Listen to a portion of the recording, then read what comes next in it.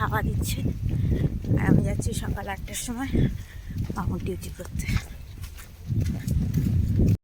Good morning everyone. আজকে আমি যাচ্ছি মামুর ডিউটি করতে।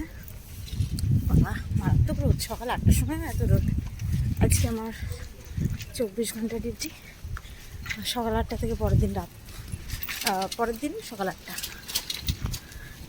মারাত্মক রোদ, ছাতা তুলেই ঝলসে যাব। Okay bye.